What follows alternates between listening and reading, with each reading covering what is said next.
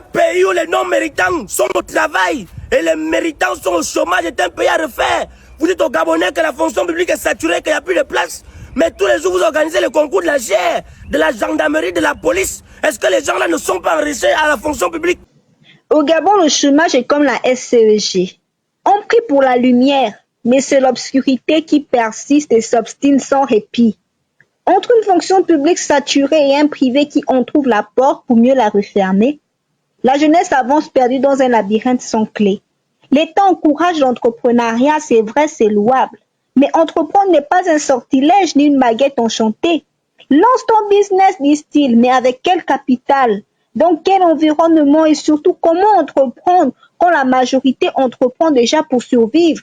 Et que dire de la fameuse phrase de certaines entreprises, 3 à 5 ans d'expérience minimum?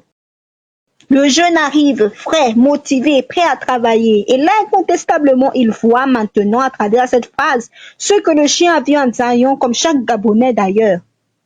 On demande aux jeunes de savoir voler avant même de lui apprendre à marcher. Comme le chien de Zaïon, il reste là, bouche bée, face à ce spectacle absurde et incompréhensible.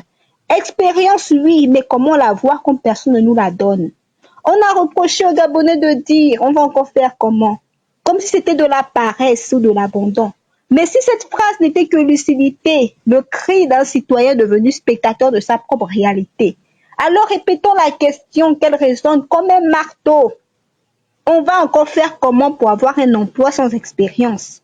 On va encore faire comment pour rester motivé quand chaque porte exige une clé jamais donnée? On va encore faire comment pour rentrer au pays quand on a peur du chômage?